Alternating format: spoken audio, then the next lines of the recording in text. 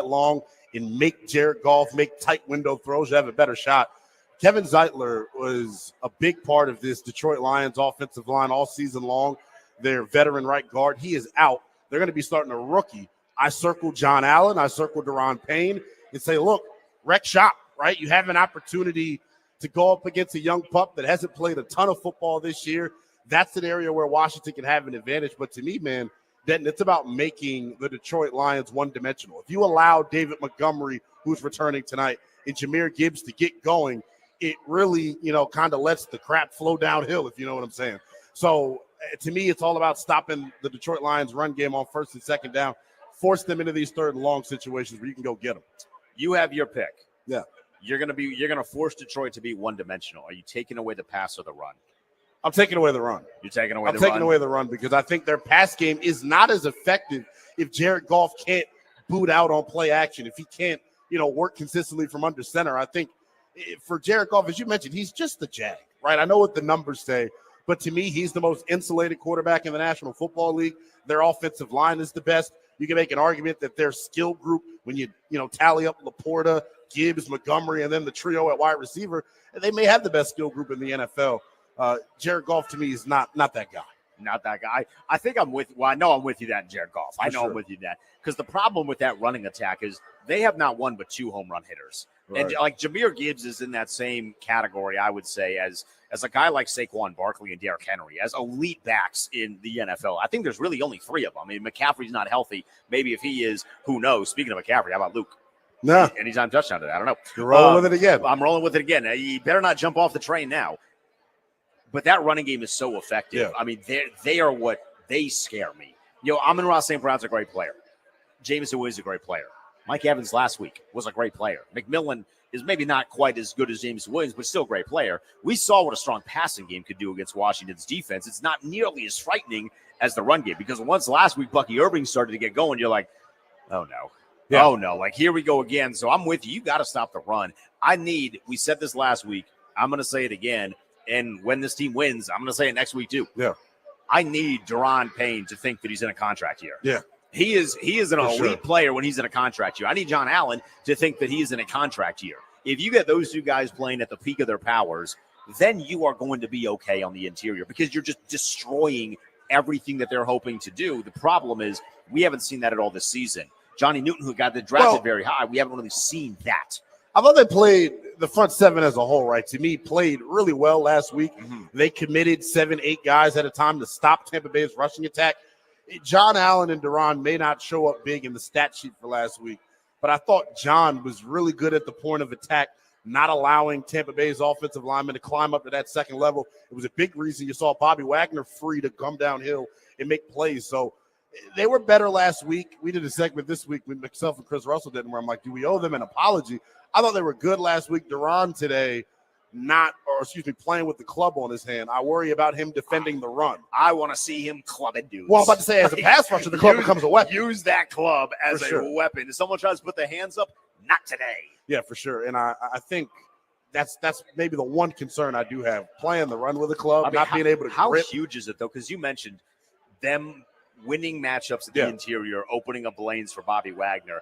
There was some concern about whether or not Wagner was going to be good to go this week. He played at an all-pro level, second-team all-pro. He's one of 4 commanders to get that nod. How crucial is it that he is going to be good to go? Not only just from an on-the-field standpoint, but from a leadership standpoint, knowing that there's a few guys on this roster that have not just made it to the Super Bowl, they have won championships, and Bobby Wagner was one that did it in dominating fashion. Love that the Commanders last week had Bobby Wagner mic'd up for sound. And one of the things that he said during the mic'd up is just like any other game, man. We prepare like it's any other game. You mentioned the veteran leadership. He's been here before. He's done a good job, instilling in this football team that, hey, look, yes, it's the postseason, but our practice habits don't change. How we prepare doesn't change. Right. For Wagner this week, though, I think his role, I don't know how often he's going to be playing on third down. You hope he doesn't get matched up with Laporta or Jahmyr Gibbs. Please no. But here is where he can be huge. It's going to be loud in Detroit. LeAngelo Ball's maybe performing tweaker out there tonight. So it's going to be a raucous environment. Think about it defensively when you're having to give out, the communication and the checks defensively. Having Bobby on the field makes me more confident in that in a hostile environment where it's going to be loud. I can't wait. We're an hour and Yes, about 45 minutes away from kickoff in Detroit. Linnell and I are sitting at Honor Brewery in Sterling, having a great time. We got a watch party coming up at 8 p.m. It's going to be ecstatic. It's already starting to fill up. I see a lot of burgundy and gold.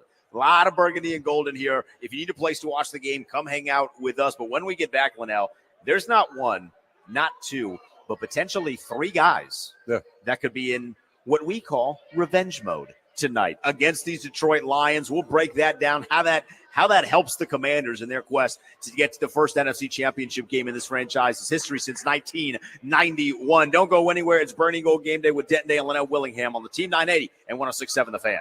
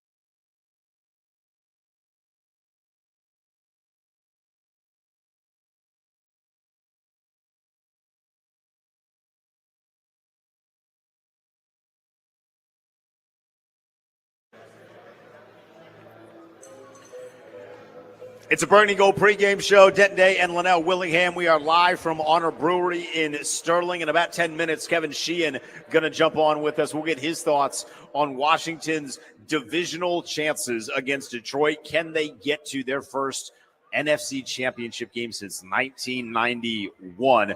Linnell, you know me. I'm a little petty. I like to get a little petty, right? I love the idea of revenge. Oh, there's nothing better than revenge. And there's a couple of guys on this Commanders roster that have the opportunity to get revenge. First, I'm going to give you the silly one, but it is one. Zach Ertz was a member of the Lions for 6 days. He was, wasn't he? He was. I saw a picture of him in a jersey. He was inactive practice squad, Zach Ertz. He was practice squad Zach Ertz. They didn't want to keep him around. Washington did. He was one of the first signings of Adam Peter and the Josh Harris era, right? You think he goes crazy today? I think old Zach Ertz might be going crazy today. Maybe falling forward, as you like to say. Well, I'm thinking, right, if you look at Detroit's pass defense down the stretch last 5 weeks, we saw a couple of different tight ends go Kanye crazy against that defense. The combination of Dawson Knox and Dalton Kincaid combined for over 100 yards against them. George Kittle on that Monday Night Football contest, 8 for 114. I mean, whatever's above Kanye crazy is what George Kittle went. So I would think that, Zach Ertz and Ben Sinnott are going to have an opportunity to kind of work the middle of this field going up against the Detroit Lions defenders. They got Alex Anzalone back in the lineup on Monday Night Football, their last game of the regular season.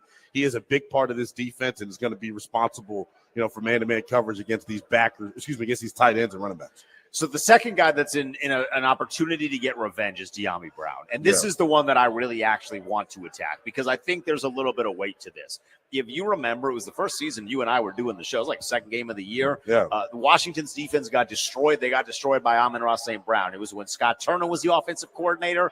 Yuck. Bad times. It's bad football. Dyami Brown did next to nothing. Yeah. And Amon-Ra St. Brown got up in a press conference, and he said, I think they have a dude over there named Dyami Brown who's drafted ahead of me. Didn't see him in the game too much. Paraphrasing only slightly. Yeah. And that boils my blood for multiple reasons. First and foremost, I've seen Amon-Ra St. Brown do that stupid old bit about these were the guys drafted in front of me like 15 different times. And now he wants to get up in a microphone and say, I think his name is Dyami Brown. He knew his name was Dyami Brown. Yeah. That's next level hatred. Didn't like that.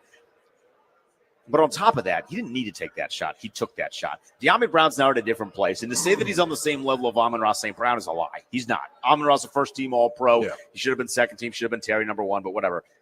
But this is a great opportunity after having the best game of his career, I think, last week against Tampa Bay, to now rebound and do the same thing and help this Washington team crush the hopes and dreams of the city, the entire city of Detroit, but really Amon-Ra St. Brown. I think Dyami Brown's production this year, and last week, obviously, it reaches its climax with him going crazy against Tampa Bay in that postseason game. His production, to me, is like a story of how much coaching matters in the National Football League. 100%. We saw two different offensive staffs that basically sit and tell us, hey, this guy has no value. He can't have production. He's not going to be a good player in this league.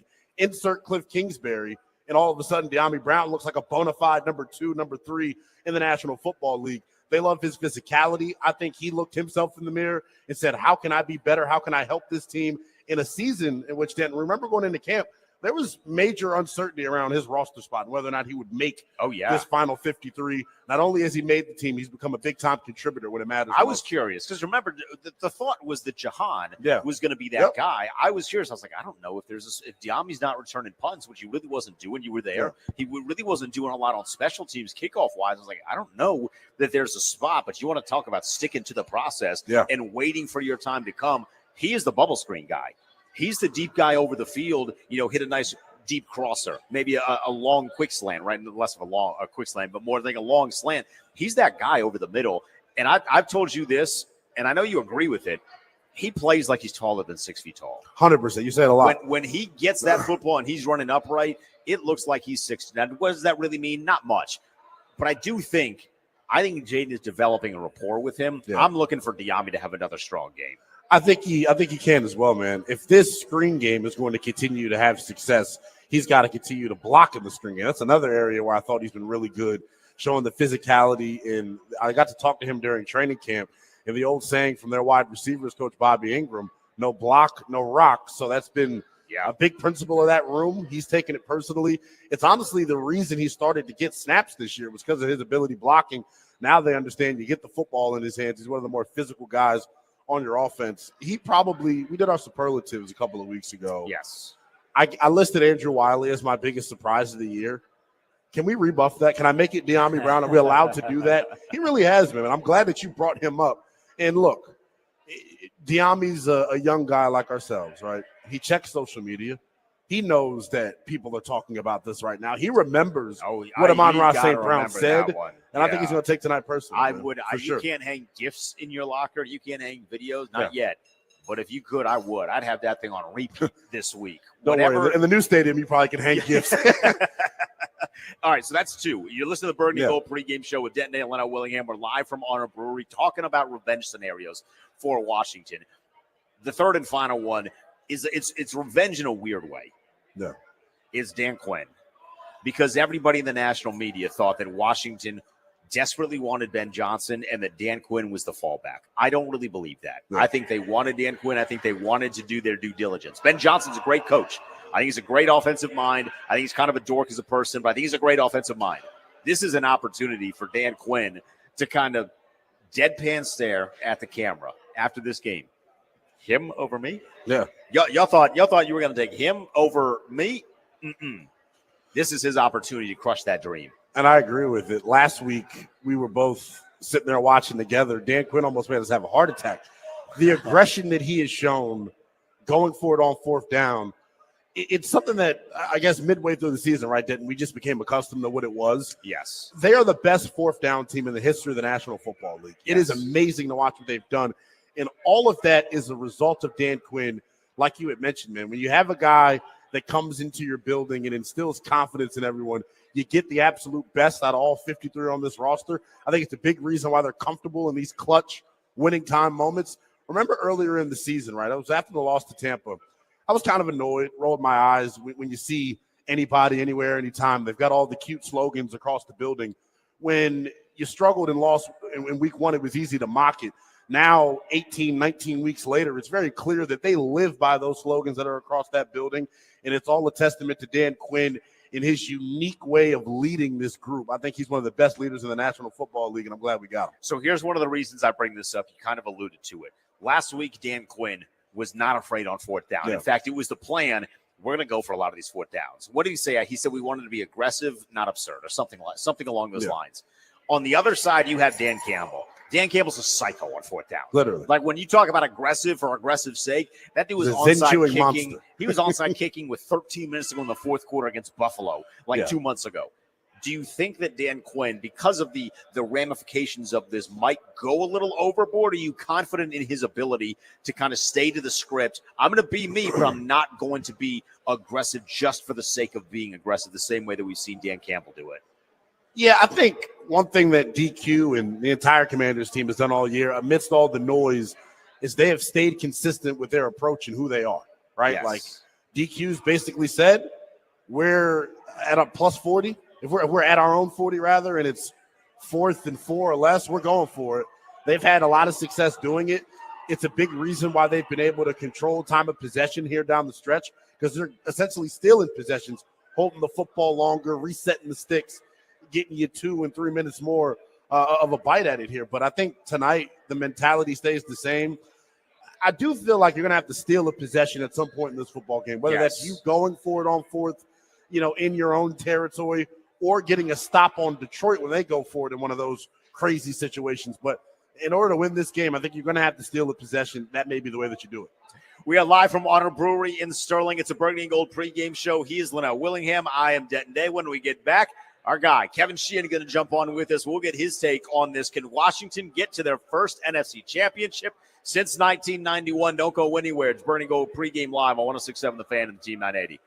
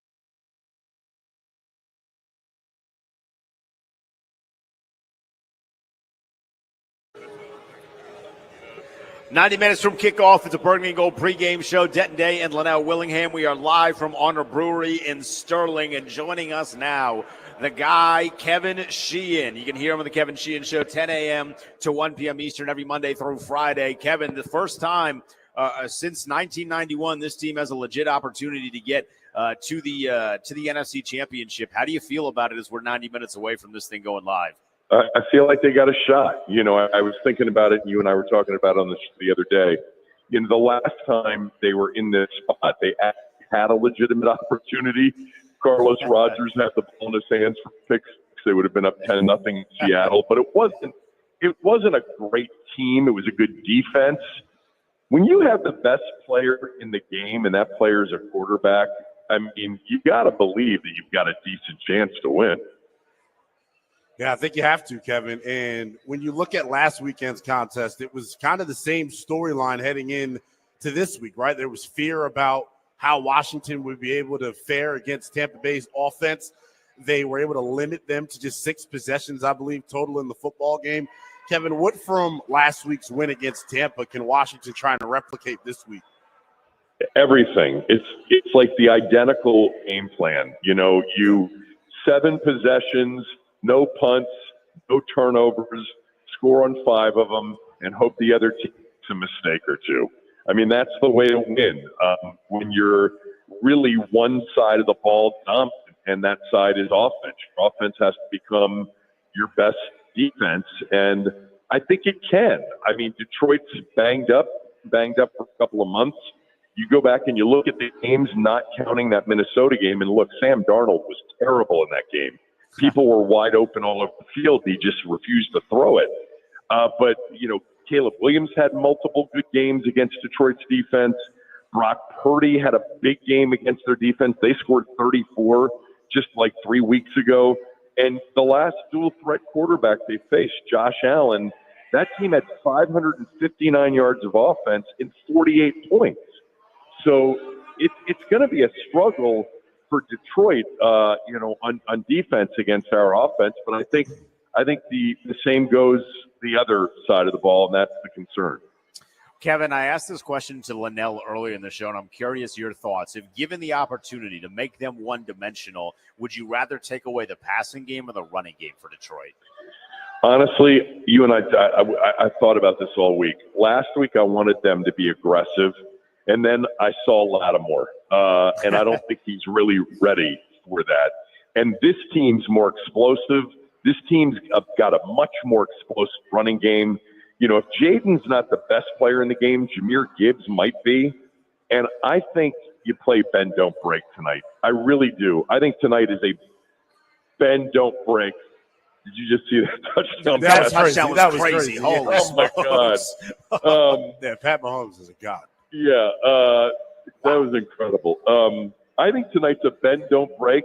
You give it up between the 20s, and then you hope that they get called for, you know, an ineligible downfield or a holding penalty, or you can maybe on one throw on 3rd down get Goff off his spot because he's a rhythm timing passer, and hold him to some field goals. But I'm afraid if they got overly aggressive, you're talking about 5-play drives and it's all touchdowns. That's what would concern me. Yeah, the one thing that I want to see tonight, Kevin, is, you know, Cliff Kingsbury. Hopefully he's been saving it for this very moment, right? Playing more of Terry McLaurin out of the slot. Detroit really struggles defending that spot of the field. When you look at the way Washington's moved McLaurin around since the bye week, has it been enough for you? And do you think tonight's the night that they really try and target him and feature him in the passing game? It's a good question. I mean, I would imagine whether he's in the slot or outside, Detroit's going to certainly do everything they can to take him out of it. I actually was thinking heading into this game, and we talked a little bit about it on the show this week, that this could be a big night for Zacchaeus out of the slot. He has really good separation ability off the snap. I thought he was open a couple of times last week and didn't get the ball. So, yeah, I mean, look, they should be able to move it in a lot of different ways, including on the ground. Last week, that's a tough front that they faced. Tonight, not as much. Maybe tonight is a night where you end up getting back to, 150 plus rushing yards. The quarterback obviously being a big part of that. Yeah. But Jayden's also got to make better decisions or more consistent decisions in the zone read game, because there were a couple of big holes last week where he kept it, and there were a couple of times where he gave it where, there was an opportunity to keep it and make a big play. So I think that there's a lot of ways to move the football against Detroit that maybe didn't exist last week, and they didn't punt last week. Now, the one thing tonight is it'll be a different crowd situation. Right. You're going to have to deal with, noise. You're going to have to deal with, silent counts. And let's see how they handle that, because they really, other than the Philadelphia game maybe on that Thursday night, have they really been in a difficult environment? I'm not worried about Jayden. He's played in the SEC. But, as a team, they really haven't been in a situation like they'll be tonight. Yeah, Jayden is the least of my worries with that, Kevin. It is everything else. Exactly. But I think, we've seen how important Biotish has been over the course of the last couple weeks of the season. So I do think having him at center is going to be very beneficial to Washington. I do want to let our listeners know in about a minute on 106.7 The Fan, you're going to lose us in favor of Caps hockey, but we're staying with it on the Team 980 up until 8 o'clock when this thing kicks off. So switch over, go to the Odyssey app, take us over there. And then, as I mentioned, you can flip on your radio as well. You're losing us on 106.7 in about 50 seconds. But real quickly, Kevin, were you aware that this is a revenge game for Zach Ertz? Did you know he spent 6 days on the Lions roster a couple of years ago? I did not. No, I didn't know that. Was he there for the end of the season? He was there for the end of the season. He was there for 6 days. His contract expired, and then he got signed here. And as they say, did he play in that Green Bay game when they eliminated the Packers? Was it that year, 2 years ago? I think he stretched in that game. I don't think he played. I don't think he played at all. He was literally just a practice squad guy in favor of a guy that had gotten hurt on that Detroit Lions team already, one of their tight ends. Real quickly, right, Kevin, before we keep this thing going, we are going to briefly take a pause so 106.7 can switch over to Capitals hockey. Keep it locked here to Team 980. And 1, 2, 3. All right, we're back. So, Kevin, looking at this one, Giambi had a great game last week. Do you think that he has another strong performance and solidifies himself as a wide receiver too, or does somebody else like that Zacchaeus that you mentioned end up having a massive performance? Well, I think, Aaron Glenn's going to come after Jayden. How much man coverage they play behind it's going to be interesting, because that's what they tend to do. It's pretty dangerous against a quarterback like Jayden Daniels to come after him and then play man coverage behind it. So some of that may lend towards a lot of quick game, a lot of screens. I love Giambi with balls in his hands on a quick screen. He's really proven to be a guy that's good after the catch, good vision. He's physical, and he's gotten open. I think, look, if they stay on the field and they're not penalized and they don't go backwards with a couple of sacks, they've been in some of those first down big sack situations. They've overcome it a lot. I think if they stay on schedule, it's really going to be hard for Detroit to stop them on, enforced punts tonight. It's going to be a battle in the red zone tonight. Kevin, last week I thought John Allen and Daron Payne, before Daron broke his finger, were really good at the point of attack. Doesn't show up in the box score, but I thought they did an excellent job eating up double teams that allowed Bobby Wagner to look as good as he's looked in some time, flying downhill and making plays in the run game. Tonight for Detroit, Christian Mahogany, their 6th-round rookie, getting the start in place of Kevin Zeitler. How important is it that Daron and John exploit that matchup? Johnny Newton and Sheldon Day as well. It's big, but, I think we felt that way about the game last week just because there weren't a lot of plays that Tampa ran. They ran 44 offensive plays last week, and Washington ran 69. So, nice. That kind of disparity tonight gives the defense a shot, and it puts the pressure on the other team's offense to do something when they have the ball after sitting sometimes for, 15, 20 minutes of real time. But yeah, I thought actually John was pretty good last week. But all of them up front have to play more consistently, and they've got to tackle well in space, especially if they play, more shell and keep everything in front of them. It's going to be about tackling. Kevin Sheehan of the Kevin Sheehan Show is with us here on Burgundy Gold Pregame. We are live from Honor Brewery in Sterling with Denton Day and Leno Willingham. Kevin, once again, no Chris Rodriguez. They just listed him as inactive for the game. Do you think that they maybe use a little bit more of McNichols in the traditional run game, or do you think they're going to keep it with Brian Robinson and just hope that this is the day for the first time in what feels like 2 months where he's finally back to himself? Yeah, I mean, again, last week, tough front. Jayden may have missed on a couple of these zone read decisions in terms of the way they played it. I can't imagine McNichols is a guy that ends up taking a lot of Brian Robinson Jr. snaps. I mean, he's in there a lot anyway. They trust him certainly, in pass pro.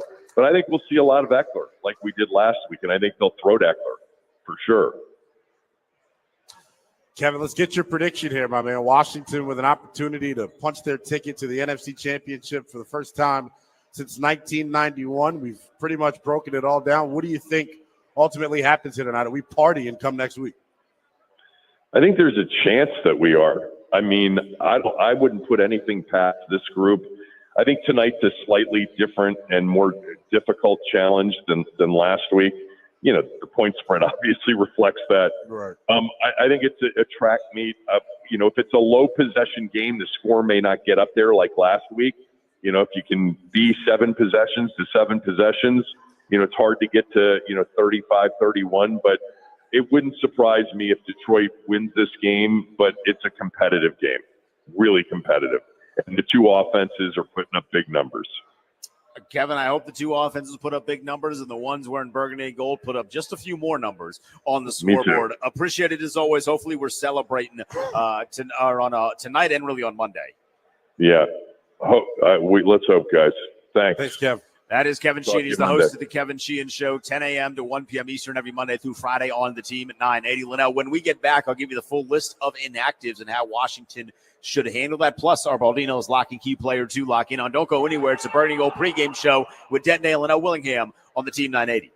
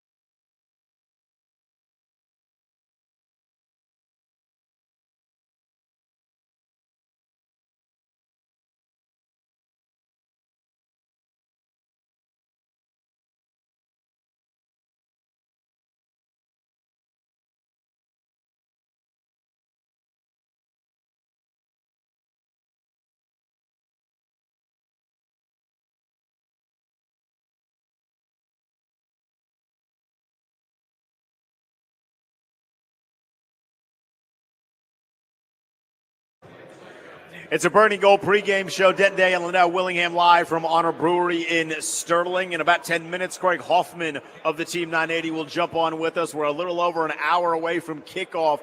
Commanders, Lions, an opportunity for the Commanders to get to their first NFC championship game since 1991. I'm ready, Linnell. I'm getting jazzed up. As we get closer, I'm feeling the butterflies a little bit. I am too. And the one thing that we've said last week and we said before the Atlanta game, like, whatever happens, I'm kind of happy to be here. As this week has gone past, I've kind of thrown the happy to be here mentality out the window. I want to win. Go win. We need a victory tonight. Go 100%. Win the football game. It's a Lions team that I think is severely overrated. If you look at the numbers defensively for that group down the stretch, not very good. Brock Purdy on Monday Night Football, as we mentioned earlier, went Kanye crazy against them. I think this is the Jayden Daniels legacy performance. I'm talking 300-plus yards passing. I'm talking 100 yards rushing. I think tonight is the night. Well, America already knows about him. But I think we firmly talk about him going into next year as a bona fide top 5 guy, man. He's built for these big-time moments. He thrives in the big-time moments. The team did just announce the list of inactives. Yeah. They are as follows. Not a lot of surprises here, especially if you paid attention to the list last week. No KJ Osborne, again, not surprising. Why did they bring him here? I have no idea. Why is he here? No, literally could not tell you. Jeff Driscoll, quarterback 3, not surprising. Yeah. No Michael Davis, thank God, not surprising. Chris Rodriguez, Dominic Hampton, Andre Jones Jr., who they pulled up this week. He's not going to be active. And then Chris Paul. So, again, like nothing that is going to make you absolutely lose your lunch, so to speak. We kind of figure that most of these guys wouldn't be playing. Obviously, Chris Rodriguez has become like this internet darling, if you will, because he's ran hard when he's had his opportunities. But at this point in the season, they really like McNichols, clearly. Yeah, it feels like – it's leading up to one of these Austin Ekeler performances, man. I was curious to see whether or not C-Rod would be active tonight. Kevin mentioned it during the pregame show.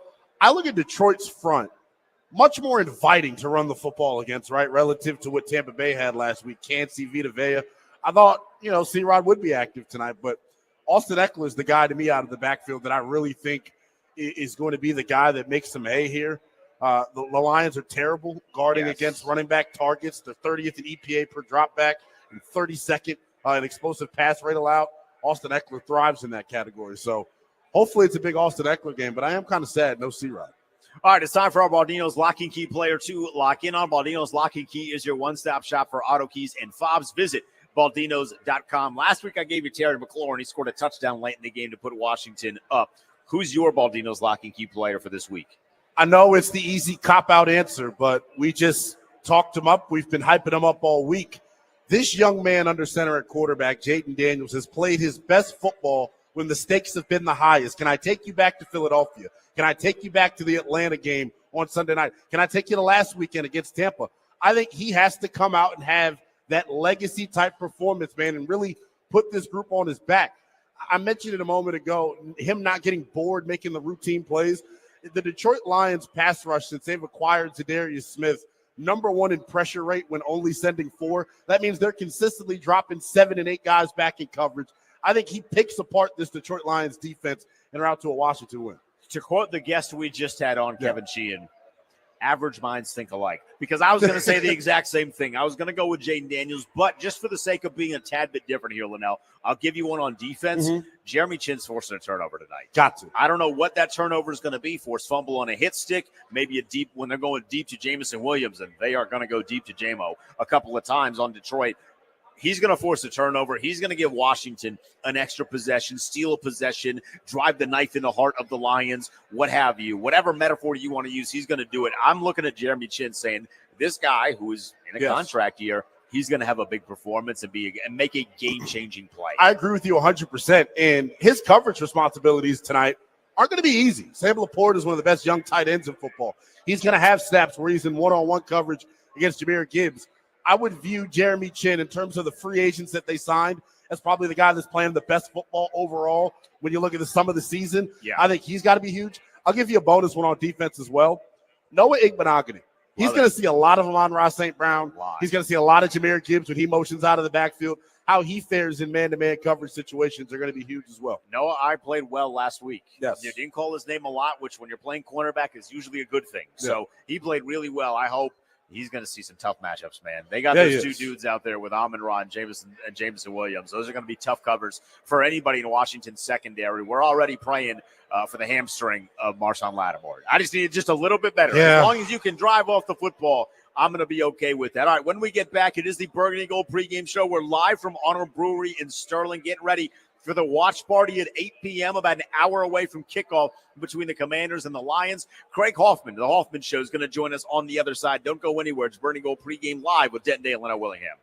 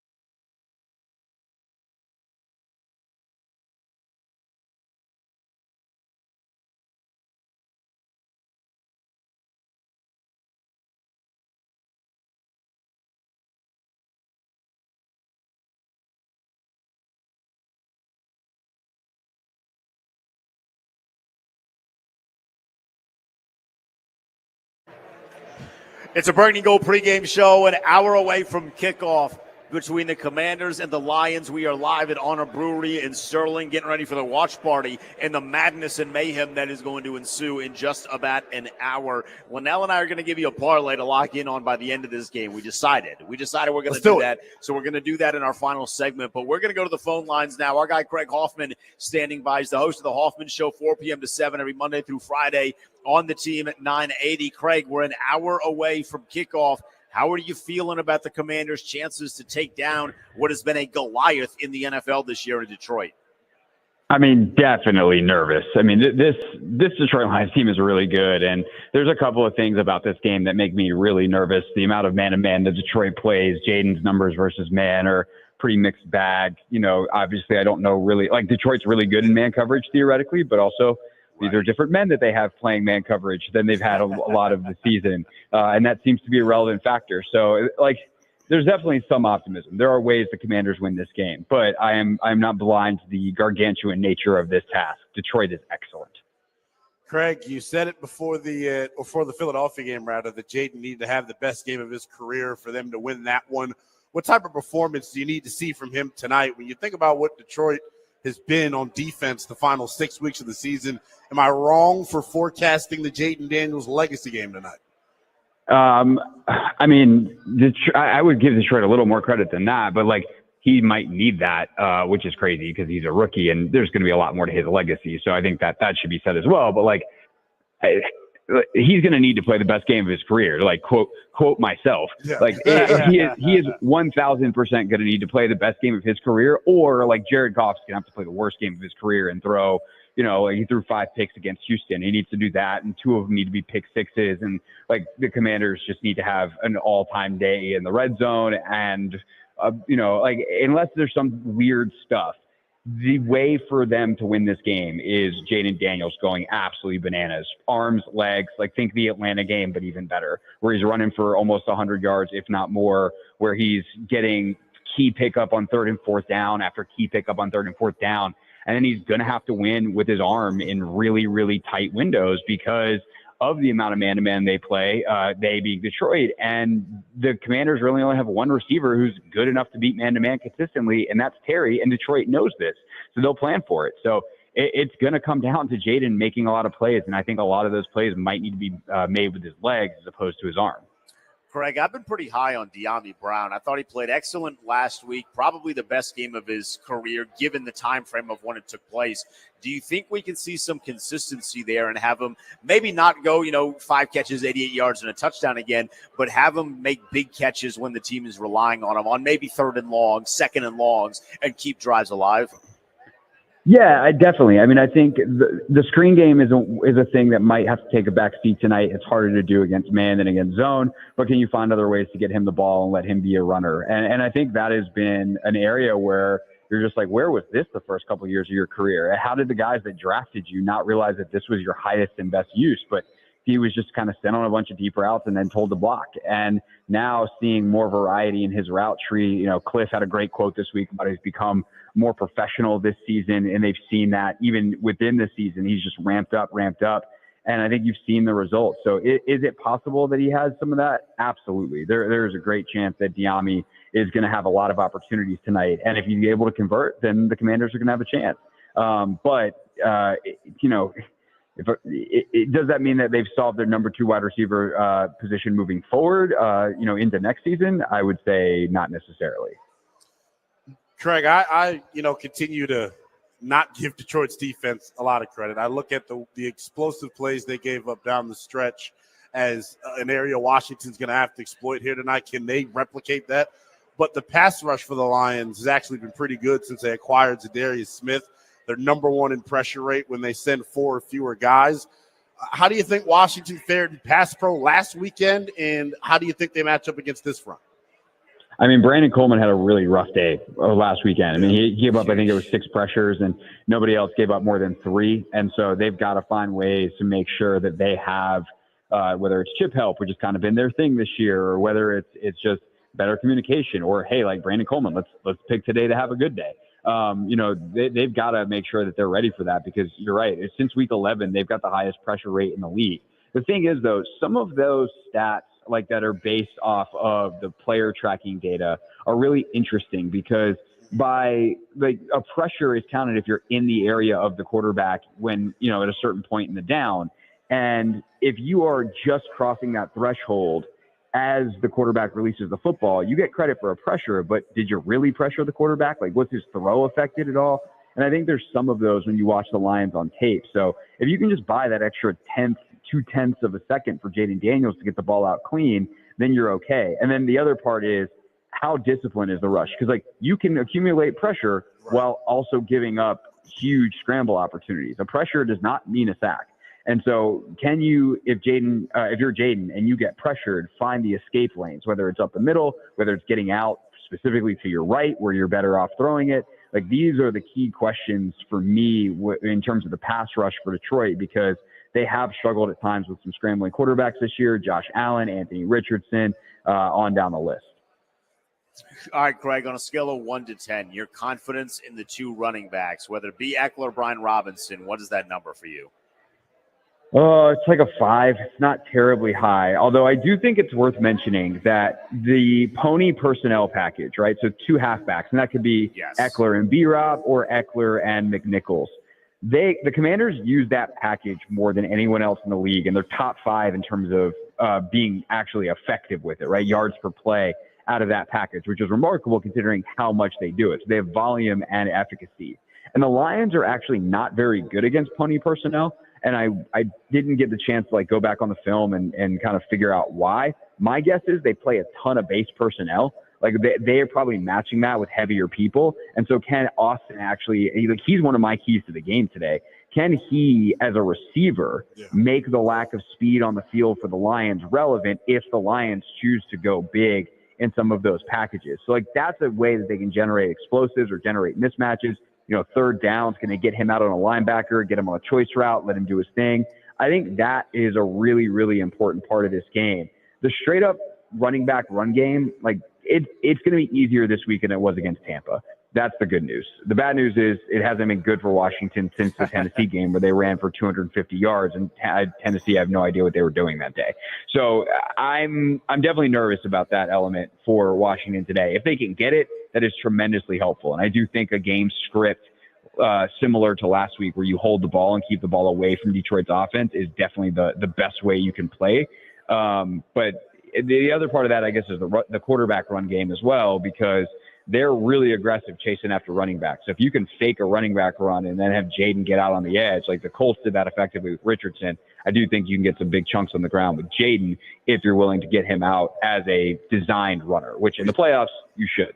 We saw that exact play last week, Craig. They motioned Eckler out of Pony to the left, and then they run QB draw to the right. So hopefully Jayden is able to, dice this defense with his legs. Terry McLaurin is a guy to me, Craig, that I wonder is tonight the night that they try and feature him offensively. Detroit struggled, giving up yards out of the slot. Terry doesn't run a ton of his routes out of the slot. Do you think that adjustment is made tonight to try and exploit the matchup? Because I think they probably feel, hey, Brian Branch could cover Terry McLaurin one-on-one, and in reality, we know that's probably not true.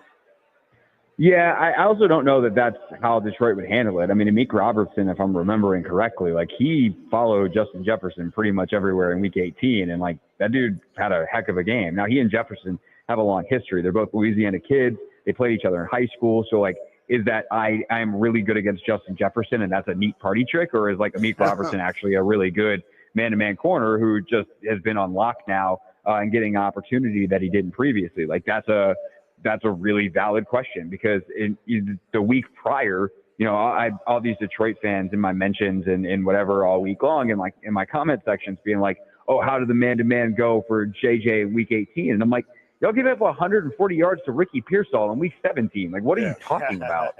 But Amik Robertson wasn't there in Week 17. Alex Anzalone, who's their middle linebacker who helps kind of set their defense, wasn't there in Week 17. So we just have this version of Detroit's defense.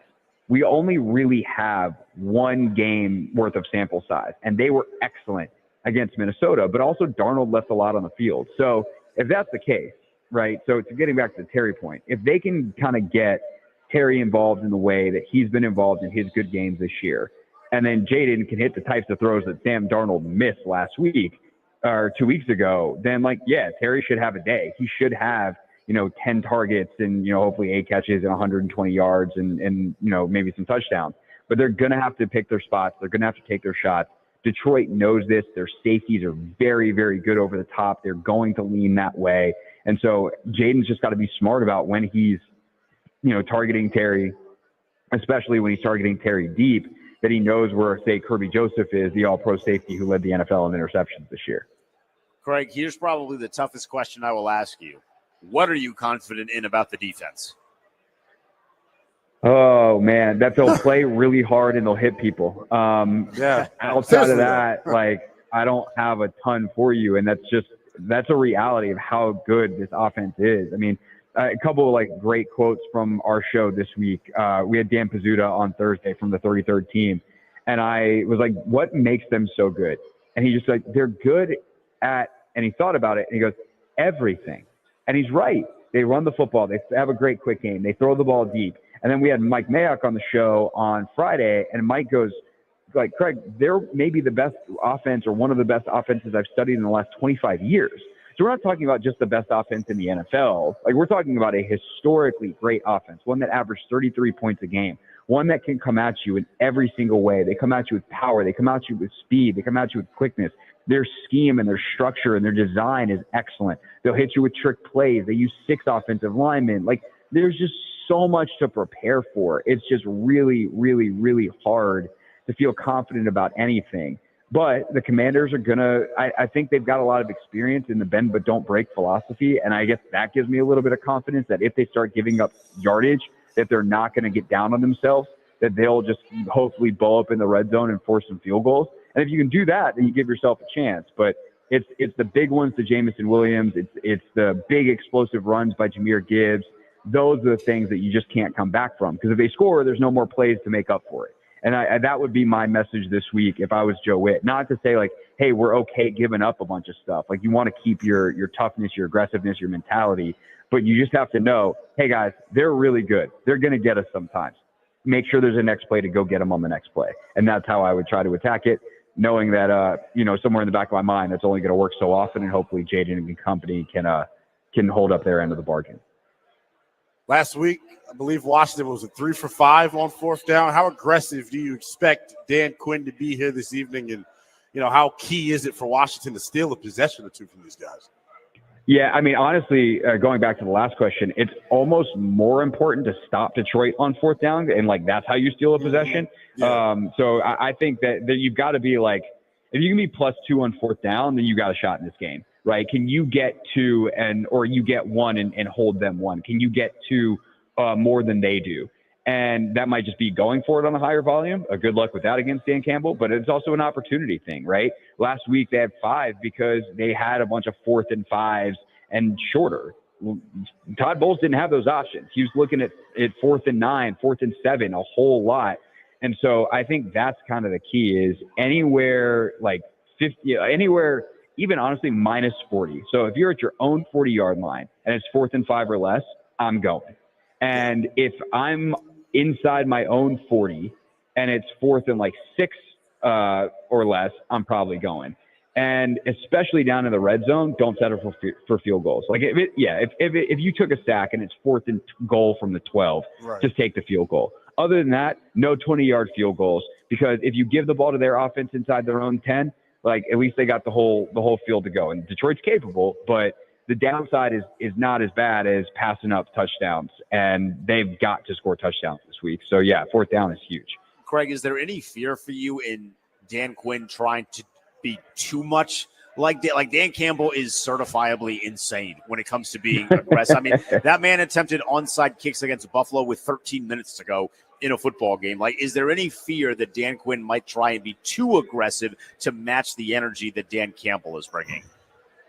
No, actually. And I think there's been some times this week that it's been presented that way. Is Dan Quinn going full Dan Campbell? Is he trying to keep up? And Mina Kimes it was a very well executed in terms of the comedy, a very funny bit on her podcast of is Dan Quinn going to be staring across the field, just being I'm like the little brother that wants to be as cool as the big brother. And it was funny, but the reality of who Dan is he's very confident in himself. And they're not going for it on fourth down more because they're trying to emulate Detroit in the aggressiveness. I think what Dan Quinn is really solidified and discovered is we're an offensive football team. And that's probably weird for him as a defensive head coach. But he's like, we're an offensive football team. Our best player is Jayden Daniels. And so we're going to win and lose with Jayden Daniels. And like for as many, I guess many sayings, as many insults, as many, whatever the word I'm looking for is, are thrown at Dan Campbell for saying like, oh, he's crazy, he's insane. Like that's actually the philosophical thing behind it as well, is he realized, especially like in that Buffalo game, he wasn't stopping Josh Allen. His defense was banged up. They're not nearly as good as his offense. And so like, if I'm going to die, at least make it quick. And so he went for two. And there's, the Green Bay game where he had the fourth down with 40 seconds left in a tie game, and he goes for it because he's not taking the risk of his defense taking the field again. And so I think there's very similar philosophical natures there that might inform some decisions, but that doesn't necessarily mean that, Dan Quinn is going to be losing his mind because he's trying to emulate Dan Campbell, or he's going to get outside of himself and get lost in the coaching matchup. Craig, point spread opened up at, 10.5? I believe it's 8.5 now as we are about an hour out from kickoff. Do you think Washington punches their ticket to the NFC Championship for the first time since 91, Craig? So I will say a couple of things as quickly as I can. First, there is a ton of money on Detroit. I feel good about that. Maybe I should have started there. What do I feel good about? Vegas would like Detroit to lose.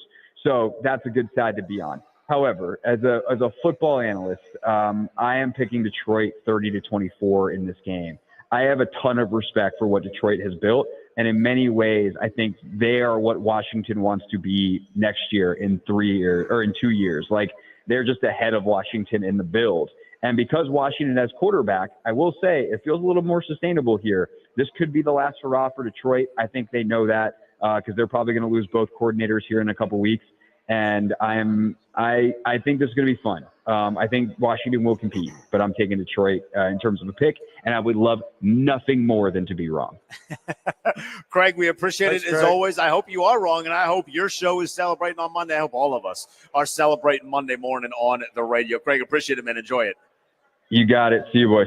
Thanks, Craig. That is Craig Hoffman, the host of The Hoffman Show, 4 p.m. to 7 every Monday through Friday on the team at 980. When we get back, we'll hear the take of the Junkies on this one. What do they think is going to transpire? Does Washington get to its first NFC Championship game since 1991? Don't go anywhere. It's the Burgundy Gold pregame show with Denton Day and Linnell Willingham on the Team 980 in the Odyssey app.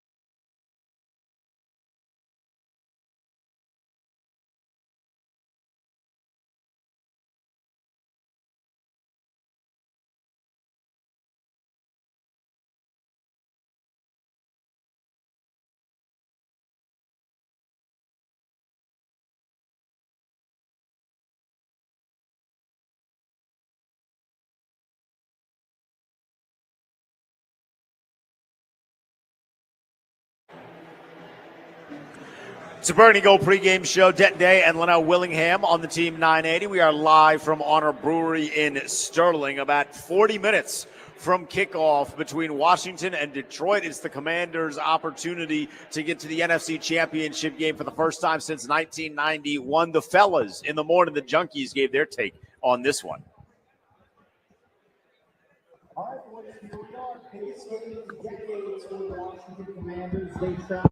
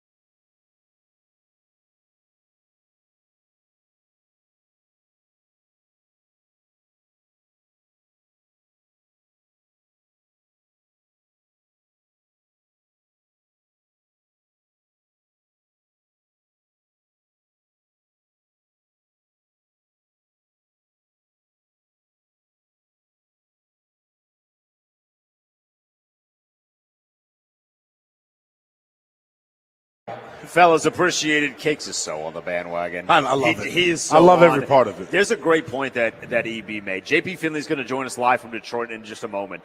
But there's a great point that EB made that is not lost on me because we kind of just talk about it as if this is what it is. We're just expecting Jayden to play well as a rookie quarterback. there is a level of insanity to that has now become normal because he is the best player on this roster. And like by a pretty significant margin, that is not lost on me, that just how crazy it is to have a rookie quarterback that you are basically looking at and saying, go win us a football game, and then having an insane amount of trust that he's going to do just that because he's done it multiple times this year. That's why we trust him. It's not like he hasn't earned the trust. It started with his first ever start at home, leading that field goal winning drive against the New York Giants in week number 2. We saw him come up big against the Cincinnati Bengals. We're confident because he's earned the right for us to be confident. You take into consideration the crunch time numbers. You take into consideration how much he's elevated this franchise on the field, off the field. Looking at where we are right now, we're on location because of Jayden Daniels. Damn it. Let's just be real about what's going on here. He is in the midst of the greatest rookie season ever at the quarterback position. I think that's why we trust him. Update from the one game that's going on now, or should I say just finished. Kansas City moving on. They take down the Houston Texans. They do it by 9, Linnell. They were 8.5-point favorites. So look at Vegas. Look at Vegas doing it already. That's why I'm like, love a cover. Hammer the Commanders spread. I was going to say the money line, but I don't want y'all to go broke. Hammer the Commanders spread tonight. How many times have they lost by 8 or more points this year? How many times have they lost by 9 this year? You look at Tampa Bay in the opener, that was a 17-point loss. Outside of that, they haven't lost by that many points. So hammer it, hammer it, hammer it. JP Finley going to be with us on the other side. He is live in Detroit. Don't go anywhere. It is the Burgundy and Gold pregame show with Dettendale and L. Willingham live from Honor Brewery in Sterling on the Team 980 and the Odyssey app.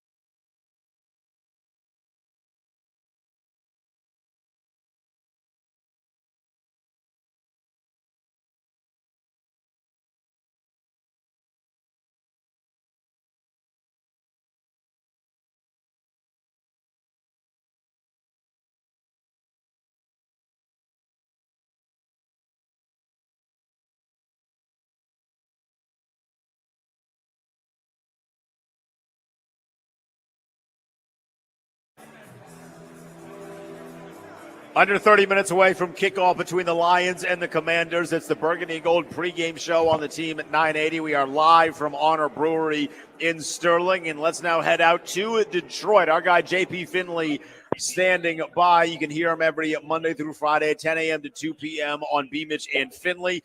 JP, I was on with Rooster a couple hours ago. He said it was blaring in there. What is the noise levels like now that we're 30 minutes away from this thing getting underway? Yeah, I mean, dude, Rooster's going to rooster, right?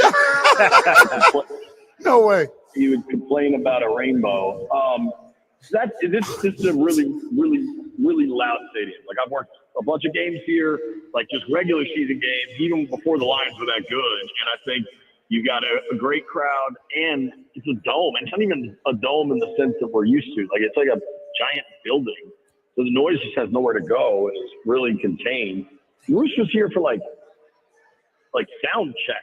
So in like early sound check, they like crank everything to see how loud it is. But I mean, the noise will be a factor. I think one thing people get confused by is that like nobody's intimidated by the noise. Like it's not like they're scared, but it could impact communication. There's a team that does, a fair amount of checks at the line offensively, and that could be an issue. We talked to Nick Allegretti in the locker room this week, and he said, he's like, yeah, because Allegretti's been a part of a number of long playoff runs with the Chiefs, and some of it you got to kind of lean on non-verbal communication where you just look over and you just want to be able to kind of get an idea what the guy next to you is doing.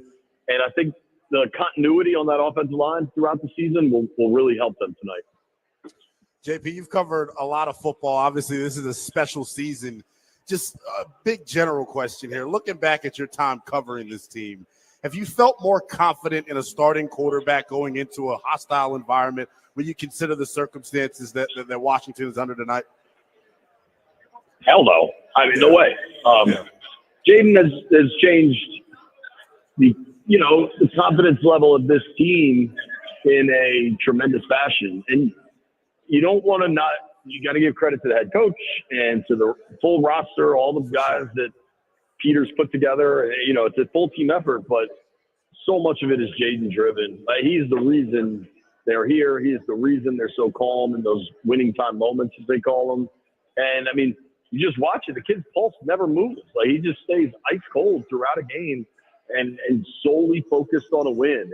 It's one of the single most impressive drives I've ever seen from a player. And I don't know if you guys saw it. I just thought it was so cool with Ovi wearing the Jayden jersey today. Yes. And yeah. I mean, it just feels like this dude is going to that level, and it's incredible to watch. Yeah, JP, we've been talking about this one. Jayden was really good last week against the Tampa Bay team. Detroit's obviously a different beast. Can he be really good and this team win, or does he have to have the best game of his career to beat this high-powered Detroit team? I think it depends how the defense goes, right? Like, right. I think defensively, if Goff turns it over a little bit, I mean, he threw 2 picks, I think, week 18 against the Vikings. Like, he can turn it over, and that changes everything. If they run the ball well, that could change things. Jayden needs to be really good regardless, but, like, of all the variables that could happen in this game, Jayden ain't the one I'm worried about. I think there is an avenue where the team can not play their best and Jayden is just out of his mind and they win. But I think that the avenue to a win that you're much better off with is the whole team plays well and they don't need Jayden to be Superman, maybe until late, but let it be a team effort. JP, Zadarius Smith was pretty confident this week talking to the Detroit Free Press about, this is his second time getting to go up against this Commanders offensive line. And when you look at the way Detroit has rushed the passer since they acquired Zadarius at the trade deadline, they're number 1 in the NFL in pass rush win rate. When you look at Brandon Coleman, a guy that I'm circling here in this one, how much help do you expect Washington to give him, and how big is it that he has one of his best performances of the year?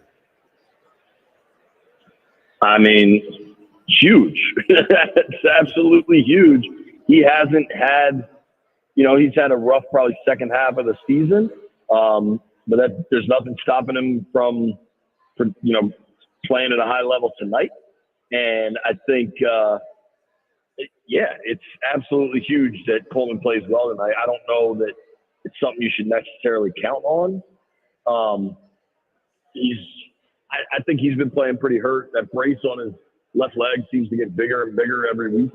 But he's a dog competitor, and he's going to give it everything he's got. And, you know, Big Luke is available if you need him. But certainly, honestly, though, I think when the offense was really humming, especially in the run game, I think it started with the interior. Yeah. I think the interior of this offensive line has suffered over the last 6 weeks, 2 months, and I think that has impacted the run game more than anything. I think a lot of that is Biotish being hurt and trying to play through some stuff. But I think they'd be better off if they get good. Like, if I had to pick which linemen play their best, I'd want the interior instead of the edges. Talking with JP Finley. He's live from Detroit. He's the co-host of B. Mitch and Finley, 10 a.m. to 2 p.m. every Monday through Friday on 106.7 The Fan. You also see him on TV because he has all of the jobs in town. JP, are you confident, or what is your confidence level, rather, in the defense as they go up against an offense that has been largely unstoppable this year? Dude, I mean, it's easy to be it's easy to be concerned, right? I think you're correct to be concerned. The Detroit offense can kill you on the ground, kill you through the air. I mean, they're just loaded with legit blue chip players on the outside, on the inside. Like, they're just loaded. I think Gibbs can really hurt you. Williams, St. Brown, so physical. I mean, they're loaded. That said, though, dude, if you look at the second halves against Philly, Atlanta, Tampa, and that's 3 good teams, 2 playoff teams, 1 almost playoff team. Like, if you look at those, the second halves they played, Washington's been pretty damn good. I honestly think defensively, outside of that touchdown drive just before halftime, I thought Washington was pretty damn good in Tampa last week. So, yeah, you got to be concerned. Detroit's absolutely loaded. This building's going to be electric. The only thing, I've been saying this all week, I don't see a path to Detroit being flat and, like, you know, Washington's able to jump on them and take advantage. Like, this Dan Campbell coaches football team. Nobody's going to be flat. But I don't think that should be the mindset. Like, oh, we got to hope we catch them in a fluky game. No, like, Washington belongs on this stage, compete and outperform them. And that's what they got to ask their defense to do. JP, I know the possessions for Tampa last week were limited, so the numbers are skewed a little bit, but I thought the front seven did a really good job on first and second down, handling Bucky Irving in the run game. Detroit starting a rookie at guard tonight. How important is it that Deron, John, and Johnny Newton get after it here? Dude, I mean, if those guys can perform, I honestly thought Allen, now he's missed a lot of time. I thought he played his best game of the year last week in Tampa. Kept Bobby Wagner. The kid Mahogany, sure. The kid Mahogany, they're starting tonight, has starting experience. I think he started a game in November, so it's not like he's completely green. But yeah, dude, you would love to take advantage of a plus player in Zeitler being out and being replaced by a 5th or 6th round rookie. I can't remember off the top of my head. And maybe that's an advantage. Maybe that's a spot you can take advantage of, and that should be the goal. JP, final one from me before we get you out of here, and you can enjoy this one. Predict Jayden Daniels' stat line for me for Washington to win. Give me one more time. It's getting loud in here. Predict a Jayden Daniels' stat line for me that results in a Washington win. All right. Jayden's stat line. What was his passing total? About 230, right? 234 or something? Yeah, 230. Something like that.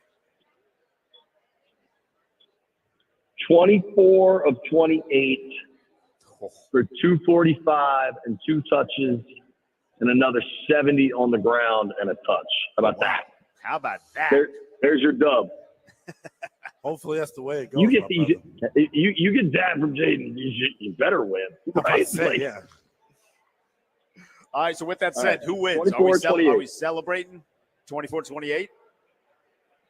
No, I'm saying that's Jayden's stat line. Are we celebrating on Monday? Bro, I mean, they didn't come this far to lose. I really believe that. I know the people in that locker room. I know the belief they've built. I know that Detroit's really good. But this is the playoffs and crazy things happen. I think they get the dub, honestly. I've said it all week, 26-24 Washington. Wow. JP, I hope you're right. Appreciate it, my friend. And maybe secondly, enjoy the first live performance of Tweaker at halftime with LiAngelo Ball. Is it halftime or is he coming out the tunnel with them? I've heard different things. Oh, if he's coming out of the tunnel with them, the line may shift in Detroit's favor. What a banger. I'm telling you, that's what I've heard. I don't know, but apparently there's something else scheduled at halftime. Now, maybe that got overruled because this song is, so hot right now, but we'll see, man. All right, JP, enjoy. That is JP Finley live from Detroit, helping us out here. He predicts a Washington win. When we get back, Leno, we will give our predictions plus some keys to the game for Washington, what they have to do to come away with a win to give us the first NFC championship in our lifetime. First one since 1991. Don't go anywhere. It's Burn Eagle pregame live with Denton and Leno Willingham live from Honor Brewery in Sterling on the Team 980.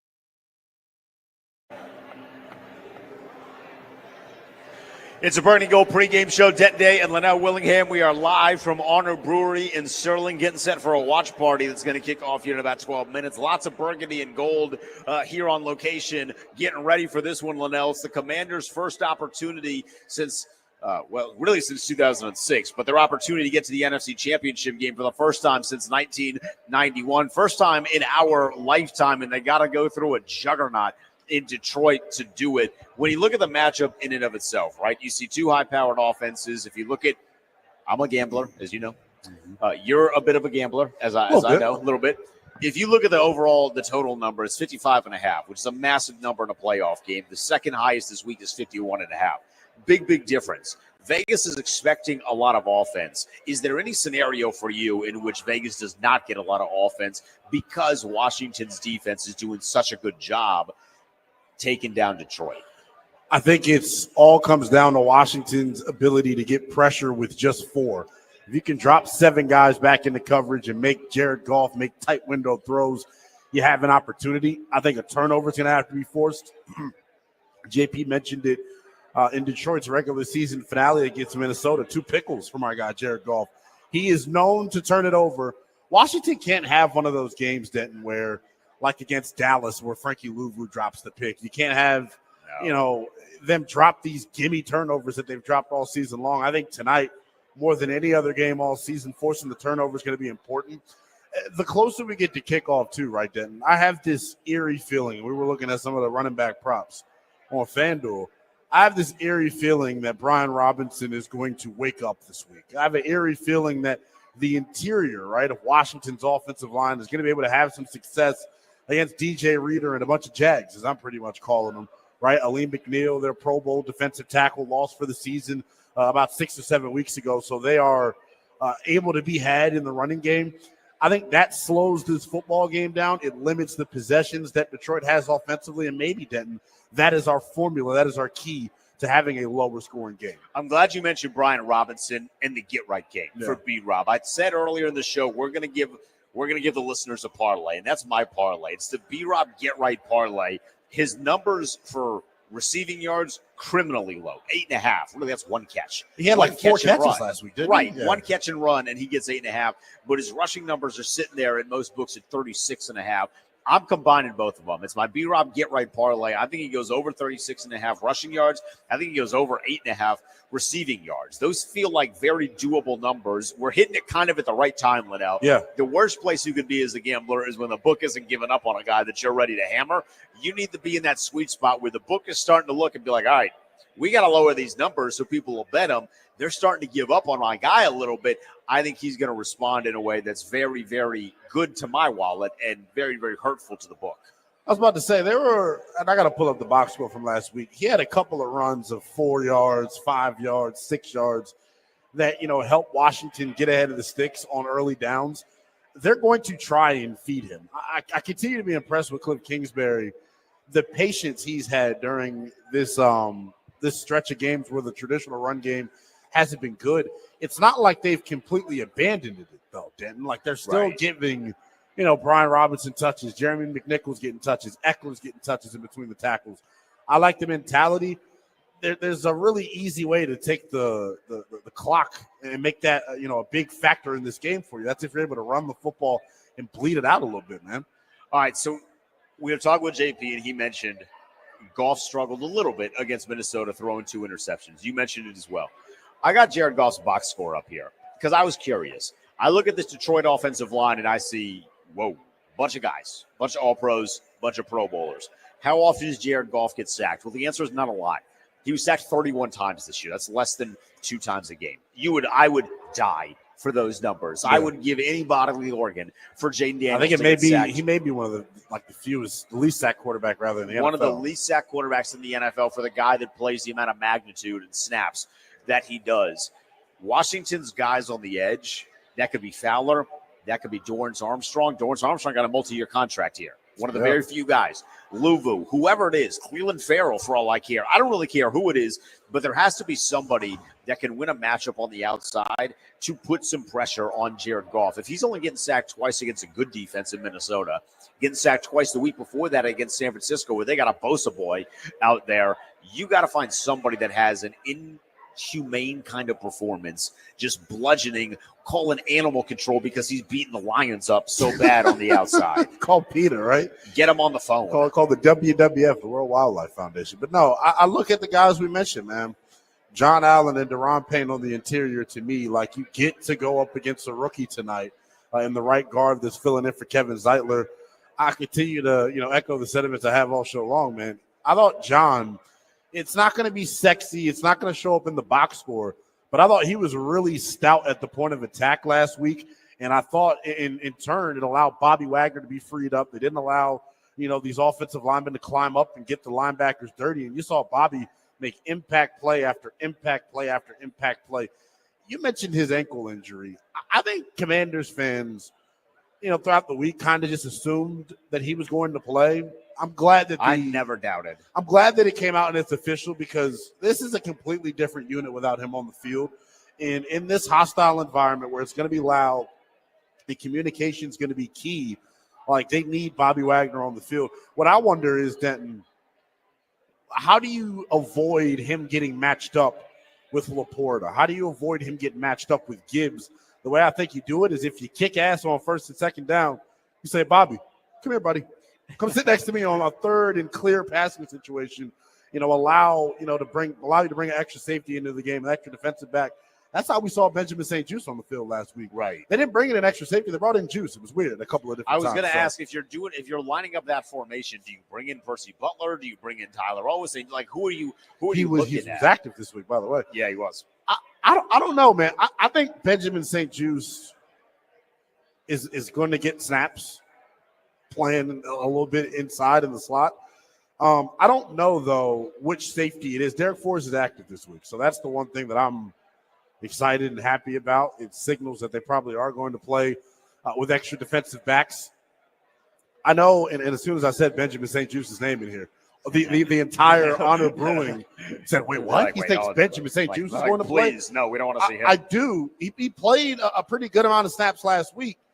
It's just about when he does have those snaps and where he does play, Denton, he's not getting exposed. You don't notice him out there, so to speak, because with all of the personnel and weaponry that Detroit has in the pass game, you may need to slide an extra defensive back on the field. And depending on who you ask, some guys might prefer Juice over. Don't grab. Yes, maybe you should play with his hands behind his back. Literally just play with your hands like this. No. Just play like that. I don't want you grabbing face masks, unhooking chin straps. We've seen him do it all. Yeah. He finds his way to get his hands in positions they shouldn't be. Just don't grab. All right, when we get back, our keys to the game, our predictions to the game. Can Washington get to its first NFC championship since 1991? Don't go anywhere. It's Burgundy Gold Game Day Live with Denton Day, Leonard Willingham, live from Honor Brewery in Sterling on the Team 980.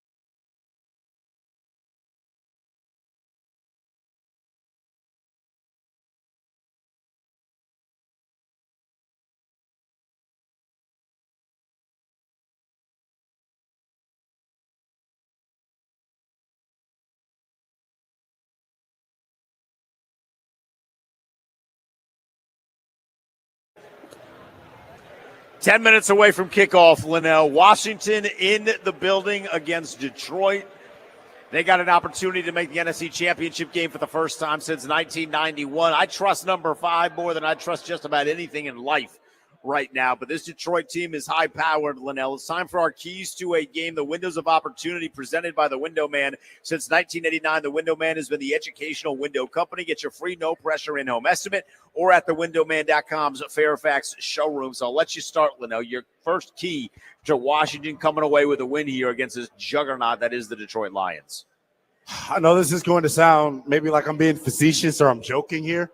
They have to score every time they get the football. I agree with that. I don't care, and preferably be it a touchdown. But they've got to score every time they get the football. This Lions offense, we've talked about it for the entirety of the week, the entirety of the pregame show. This is one of the best offenses, not just in the National Football League, but in the past decade plus, man. They are scoring at a historic clip. They have balance. They can run it. They can throw it. They have one of the best offensive lines in football. Where I think Washington has the advantage is at quarterback. I think we all realize that. But if you can't slow down Detroit's rushing attack, Jared Goff will have a big day. But I think it starts offensively for Washington. We don't have much confidence in the defense. We know that this offense is going to score at least 30 here tonight. Best defense is a good offense. Yeah, so I'm right there with sure. you. I've had this feeling leading up to the week. If you get 2 drives that are north of 7.5 minutes, something good's happening. That may be the key. I mean, something good's happening. Works really well against Tampa Bay, so I like that one. For me, I'm going to start with the defense. You got to play outside yourself a little bit. Yeah. You haven't been very good. You know it. We know it. Everybody knows it. And certainly because everyone's been talking about it, I never really buy into this. We keep all the outside noise out. No, you don't. You're watching the television. You know that there are people talking about how bad this defense is. I called them a couple weeks ago a Make-A-Wish defense because they were giving everybody career performances. I need them to play outside themselves and really have a dominating performance. What does that look like? I need 2.5 stops. Yeah. If you get me 2.5 stops and that half being a field goal rather than a touchdown, if you can force some turnovers, Jayden is playing so well. The offense is playing so well. Cliff is in his bag, as the kids say, to the point where if you get 2 stops, I trust that the offense is capitalizing, which is not something we've been able to say for a long, long time here, but I trust that they'd be able to capitalize if that ends up being the case. You mentioned offense potentially being the best defense for Washington tonight. It brings me into our next key here. If you are Washington, I think it's paramount that you have success on first and second down. Keep yourself ahead of the sticks. It's some of the same keys we've given you all season long, people. I mean, nothing changes because this is the Detroit Lions and it's the division round of the postseason. They got to get ahead on first and second down, allow Jayden Daniels to be in comfortable situations on third. And the other big part for me is not allowing Detroit's pass rush to tee off. You get them in those obvious 3rd and 6+ situations. You don't know, if you're Detroit, it's going to be a pass. And you get to let your edge rushers tee off. So Darius Smith talking a bunch of junk during the week. Let's see if he backs it up. Hey, the last guy that talked a lot of junk about this Commanders team was Cam Taylor-Britt. He said, what did he say? They're running a college offense. And what did Jayden Daniels do on Monday Night Football in the jungle? He beat their ass. Yeah. He took them out behind the woodshed with a switch and said, this is not how we're going to get down here. So I don't mind Zadarius Smith saying that. Brandon Coleman, though, has to be better.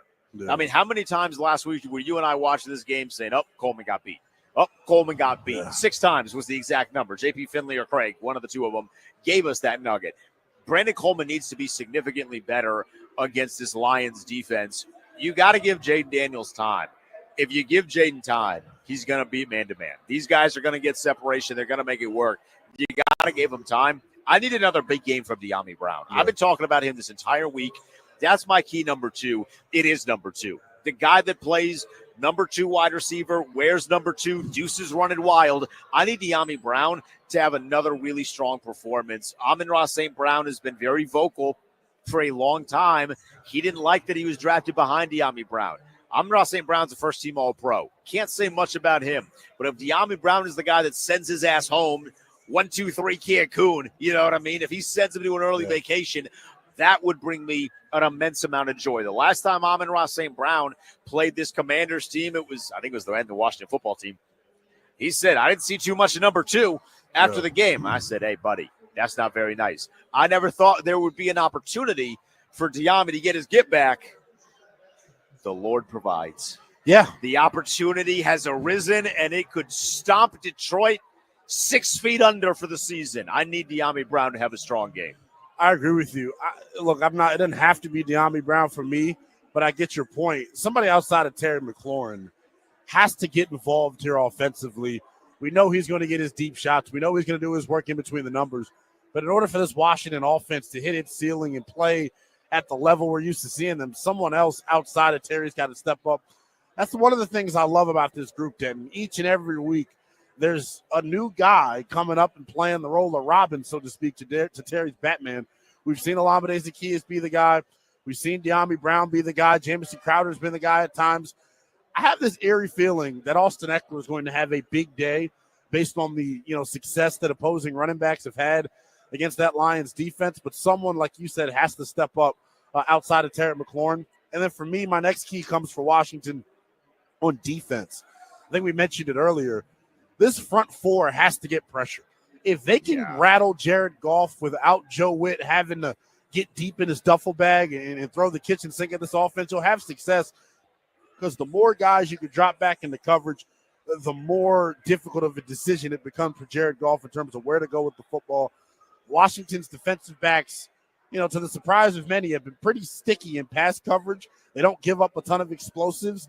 If you can get pressure with 4, maybe you take it a step further and even turn that group over a couple I need of times. number 11 to come away with the turnover. That's my third key. I got one more, but my third key is I need number 11 to come away with the turnover. I think Jeremy Chin is due for one, right? He's a guy that is in question this offseason. There's a lot of guys on this Commanders defense. Who do you want to bring back? Who are you comfortable saying, hey, man, we're okay if you walk? And I don't want to get too far ahead to next season, because I think we might be having another game this time next week. Well, it'd actually be Sunday, but you get the idea. Yeah. I feel confident, but I need Jeremy Chin, a guy that's played really well. Start of the season slow, but really has come into his own, validated the decision that Adam Peters made to bring him in here when there were some questions about why is he going off of this guy that didn't really work out in Carolina. He's validated those decisions and that thinking for Adam Peters. I would love it if he comes away with a turnover of some kind. Pick, fumble, don't really care what it is, as long as it's getting Detroit's offense off the field and getting Jayden Daniels on the field. Yeah, we were talking about it earlier. I think Chin has got to play one of his best games of the season. Even if it's not him forcing a turnover, he's got to be sticky in coverage. They're going to try and get him isolated one-on-one with Jahmyr Gibbs. They're going to try and get him isolated one-on-one with Sam Laporta. How does he fare in those one-on-one situations? I think, like I said a moment ago, Washington's pass rush will make it a lot easier, right, for him to live and survive in man-to-man coverage. I think the other thing is this, and he was my guy that I had to lock in on. I need Jayden Daniels to strap this team to his back. Yes. I need Jayden Daniels to strap this team to his back. I feel like he's, come up big in every big-time scenario this year, the winning time moments, as DQ likes to call them. He is his best when the lights are its brightest. This is quite literally the biggest game of the season. I think it's going to be his best game of the season. He's got to play mistake-free football. Kevin Sheehan brought up a really good point when we were interviewing him. As flawless as he's looked as a thrower, there have been some missed opportunities in the zone read option attack where he's choosing to give the ball to the back instead of keeping it. Jayden, you can't be scared. Not even that he's scared. You got to make the right read every time tonight, because if you do make the right read, you can make Ford Field pin drop quiet if you rip off a 50, 60-yard run. And that's my final key, Linnell. Forgive me for getting biblical. Yeah. But the last time a dude named Daniel got into the Lions' Come den, on. it ain't worked well for the Lion. I think Jayden has the game of his life. I think he goes out there. I said this to you at the beginning of the show. I've said it this entire week. This is the game where Jayden has that run. That run. The RG3 in Minnesota, 75 down the sideline. I was driving at the time, nearly drove off the road. He's going to have that run today. Big chunk play, gets into the end zone, and it's going to get this team riled up. I can't wait. We got some news. They're about to kick off here. Washington won the toss, and they deferred. You knew they deferred. You knew they were going to defer. That's what Dan Quinn does. So we're going to see Detroit's offense on the field first. But now it's time, Linnell. Minutes away from kickoff. Do we get to do this again next week? Are we in the NFC Championship game for the first time since 1991? Does Washington handle business against Detroit? I'll say this. I actually said it all week long. If they won the toss, I wanted to see the offense first. But, okay, right? They deferred to the second half. We've been used to this. Let me tell you this, Denton. This has been a special season. We've been on location more than we ever have been. To me, it starts all the way back to the schedule release show out at D-City Smokehouse. We were both extremely optimistic about this group. I said 9-10 wins potentially, but that was before we knew that we were going to have Jesus at the quarterback position, as I like to call him, talking about Jayden Daniels. I continue to believe that he is going to be the best player on the field more times than not. Give me the burgundy and gold in thrilling fashion. I think we get overtime football. Give me Washington 27-24 on a walk-off Zane Gonzalez field goal. My heart couldn't handle overtime, but as long as the team wins, I will take it. Logic tells me in every sense of it that you have to go with Detroit. I ain't logic. Mama ain't raised no bitch. Give me the Commanders for the first time since 1991, getting themselves to an NFC championship. I like them 34-30. I need me to get the over in that bad boy as well. I like Washington to get it done, for David to take out Goliath and take the Detroit Lions down. We're underway in Detroit. I can't wait for this one. We're getting to the next round, baby. Raise hail. We're out of here. Post game after.